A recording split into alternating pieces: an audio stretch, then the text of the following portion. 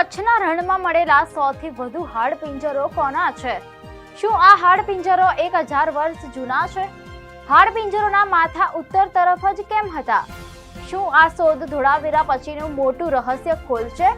ચાલો જાણીએ કચ્છના રણમાં સૌથી વધુ કંકાલો કેવી રીતે મળ્યા. નમસ્કાર, ધ લોકસત્તા શોમાં આપનું સ્વાગત છે. હું છું તમારી સાથે શ્વેતા.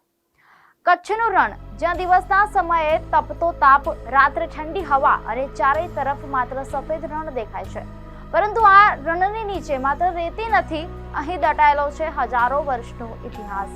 અને હવે આ જ કચ્છમાંથી એક એવી શોધ સામે આવી છે જેણે પુરાતત્વવિદોને પણ વિચારતા કરી દીધા છે. અહેવાલ મુજબ ભારત પાકિસ્તાન સરહદ નજીક એક સ્થળેથી મળ્યા છે સૌથી વધુ માનવ હાડપિંજરો. સવાલ એ છે કે આ લોકો કોણ હતા? તેમને એક જ જગ્યાએ કેમ દફનાવવામાં આવ્યા? તેમના માથા ઉત્તર તરફ અને ચહેરા પશ્ચિમ તરફ કેમ હતા? અને સૌથી મોટો સવાલ કે શું આ હાડપિંજરોનો સંબંધ મધ્યકાલીન સમયના સુમરા વંશ સાથે છે? ચાલો જાણીએ કચ્છના રણમાં દટાયેલા આ રહસ્યની આખી કહાની. દર્શક મિત્રો, આ કહાની શરૂ થાય છે ભારત પાકિસ્તાન સરહદ નજીક આવેલા ગ્રેટ રન ઓફ કચ્છમાંથી. આ વિસ્તાર સામાન્ય રીતે માણસોની વસાહત માટે સરળ નથી. આજે અહીં એક દિવસ પસાર કરવો પણ મુશ્કેલ લાગે છે. મીડિયા અહેવાલ મુજબ થોડા સમય પહેલા જ્યારે બીએસએફના જવાનો આ વિસ્તારમાં પેટ્રોલિંગ કરી રહ્યા હતા, ત્યારે તેમની નજર એક એવી જગ્યાએ પડી જ્યાં જમીન પર કંઈક અસામાન્ય દેખાઈ રહ્યું હતું. સ્થાનિક સ્તરે આ જગ્યાને એક બરબાદ થયેલા ગામ તરીકે જોવામાં આવતી હતી, પરંતુ જ્યારે પુરાતત્વવિદોએ અહીં પહોંચીને તપાસ શરૂ કરી ત્યારે સામે આવ્યું એક મોટું રહસ્ય. જમીન નીચે એક નહીં, બે નહીં, પરંતુ સૌથી વધુ માનવ હાડપિંજરો.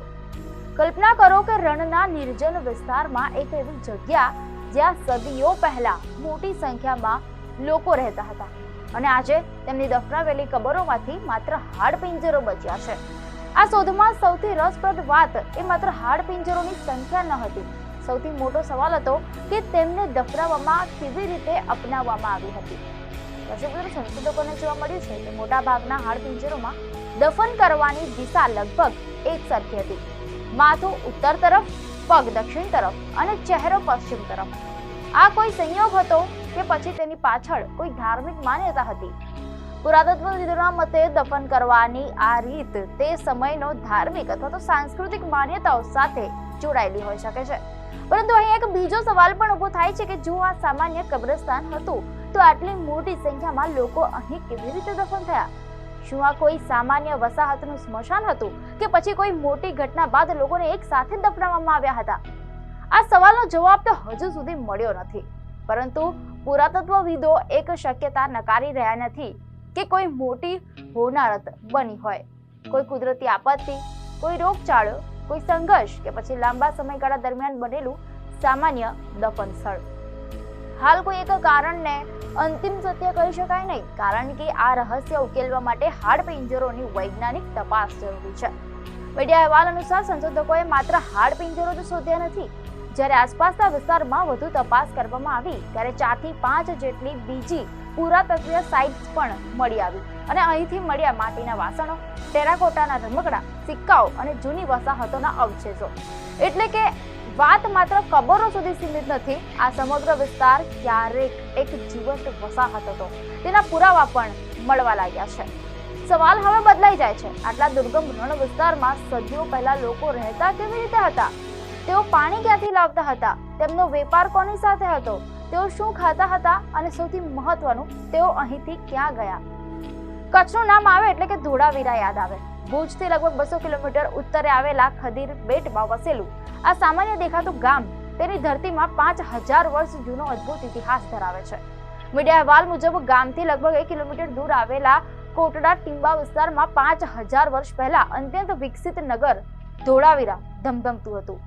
આઈઆઈટી ગાંધીનગર અને આર્કિયોલોજીકલ સર્વે ઓફ ઇન્ડિયાના સંશોધન મુજબ અહીં પાણીના સંગ્રહ અને વ્યવસ્થાપનની અદ્ભુત વ્યવસ્થા હતી. એટલે કે કચ્છની ધરતી હજારો વર્ષથી માનવ વસાહત અને વિકાસની સાક્ષી રહી છે. અને હવે આ જ કચ્છના રણમાંથી સૌથી વધુ માનવ હાડપિંજરો મળતા સવાલો ઉભા થયા છે. શું આ શોધ કચ્છના ઇતિહાસનું કોઈ નવું રહસ્ય ખોલશે? સંશોધકો માટે આ શોધનું મહત્વ એમાં છે કે શું આ સાઇટ પ્રાચીન ધોળાવીરા અને આજના કચ્છ વચ્ચેના ઇતિહાસની કોઈ ખૂટતી કડી બની શકે? અને હવે આવે છે કે આ સમગ્ર શોધનો સૌથી મોટો સવાલ, શું આ હાડપિંજરોનો સંબંધ સુમરા વંશ સાથે છે? દર્શક મિત્રો, મીડિયા અહેવાલ અનુસાર ઇતિહાસના પાનામાં સુમરા વંશનો ઉલ્લેખ મધ્યકાલીન સિંધ સાથે જોડાય છે. આ રાજવંશે સિંધના મોટા વિસ્તારમાં લગભગ 3 સદીઓ સુધી શાસન કર્યું હોવાનું માનવામાં આવે છે. આજના પાકિસ્તાનના સિંધ પ્રદેશ સાથે તેનો ખાસ સંબંધ હતો. પરંતુ એ સવાલ એ છે કે કચ્છના આ રણમાં મળેલા હાડપિંજરો અને સિંધના સુમરા વંશ વચ્ચે શું સંબંધ હોઈ શકે? આ સવાલનો જવાબ હજી ચોક્કસ નથી, પરંતુ સંશોધકો કેટલાક પુરાવાના આધારે આ સંભાવનાની તપાસ કરી રહ્યા છે. ખાસ કરીને આ વિસ્તારમાં મળેલા કોપરના સિક્કા અને આસપાસની પુરાતત્વીય સાઇટ્સ સંશોધન માટે મહત્વપૂર્ણ બની શકે છે. સિંધ અને કચ્છ ભૌગોલિક રીતે નજીક છે. જૂના સમયમાં લોકો માટે આજની જેમ કડક સરહદો ન હતી. વેપાર, સ્થળાંતર અને સાંસ્કૃતિક સંપર્ક સામાન્ય બાબત હતી. એટલે કે કચ્છ અને સિંધ વચ્ચેનો સંબંધ સમજવો આ રહસ્ય ઉકેલવામાં મહત્વનો બની શકે છે. પરંતુ એક વાત અહીં ખૂબ મહત્વની છે. હાલ એવું ચોક્કસ કહી શકાય નહીં કે આ સૌથી વધુ હાડપિંજરો સુમરા વંશના જ લોકોના છે. આ માત્ર એક સંશોધનાત્મક શક્યતા છે અને હવે વૈજ્ઞાનિક તપાસ જ આ રહસ્યનો જવાબ આપશે. હાડપિંજરોની ડીએનએ તપાસ કરવામાં આવશે, સાથે જ તેમની ઉંમર જાણવા માટે વૈજ્ઞાનિક ડેટિંગ કરવામાં આવશે. જો ડીએનએમાંથી તેમના મૂળ વિશે માહિતી મળશે અને ડેટિંગથી ચોક્કસ સમયગાળો નક્કી થશે તો કદાચ આ લોકો કયા સમયના હતા અને તેમનું જીવન કેવું હતું તે સમજવામાં મોટી મદદ મળશે. હવે એક બીજો સવાલ કે જો આ હાડપિંજરો સદીઓ પહેલા દફનાવવામાં આવ્યા હતા તો આજે અચાનક જમીનની ઉપર કેવી રીતે દેખાવા લાગ્યા? તેના પાછળ એક સરળ પરંતુ મહત્વપૂર્ણ કારણ હોઈ શકે છે. રણના વિસ્તારમાં પવન સતત માટી અને રેતીને એક જગ્યાએથી બીજી જગ્યાએ ખસેડતો રહે છે. જો સમય જતાં ઉપરની માટી અને રેતી દૂર થઈ ગઈ હોય તો દફન કરાયેલા હાડપિંજરો ધીમે ધીમે સપાટી પર દેખાવા લાગ્યા હોઈ શકે. એટલે કે જે વસ્તુ સદીઓથી જમીનની નીચે છુપાયેલી હતી તે હવે માનવ નજર સામે આવી અને તેની સાથે ખુલવા લાગ્યો ઇતિહાસનો એક નવો અધ્યાય. વિચાર કરો, આજે જ્યાં રણ છે ત્યાં સદીઓ પહેલા લોકો રહેતા હતા. તેમની વસાહતો હતી, તેમના ઘરો હતા, તેમના વાસણ હતા, તેમના રમકડા હતા, તેમના સિક્કા હતા અને તેમની પોતાની દફનવિધિ હતી. એટલે કે કચ્છનું રણ એ માત્ર રેતનું વિશાળ મેદાન નથી. આ રણની નીચે અનેક પેઢીઓની કહાની દટાયેલી છે. ધોળાવીરા આપણને 5000 વર્ષ જૂની સંસ્કૃતિની ઝલક આપે છે અને હવે આ નવી સાઇટ કદાચ કચ્છના મધ્યકાલીન ઇતિહાસની એક નવી બારી ખોલી શકે છે. હવે સંશોધકો માટે સૌથી મહત્વનું કામ છે આ હાડપિંજરોની વૈજ્ઞાનિક તપાસ. ડીએનએ શું કહેશે? ડેટિંગ કયા સમયગાળાની તરફ ઇશારો કરશે? શું આ લોકો સ્થાનિક હતા? શું તેઓ સિંધ પ્રદેશમાંથી આવ્યા હતા? શું તેઓ કોઈ ખાસ સમુદાય સાથે જોડાયેલા હતા? અને સૌથી મોટો સવાલ કે શું ખરેખર તેમનો સંબંધ સુમરા વંશ સાથે હતો? આ બધા સવાલોના જવાબ કદાચ એક પછી એક સામે આવશે જ. પરંતુ જો સંશોધન આ પ્રાથમિક સંભાવનાને સાબિત કરે તો કચ્છના રણમાંથી મળેલી આ શોધ માત્ર 100થી વધુ હાડપિંજરોની કહાની નહીં રહે. તે બની શકે છે કચ્છ, સિંધ અને મધ્યકાલીન ભારતના ઇતિહાસને જોડતી એક મહત્વપૂર્ણ કડી.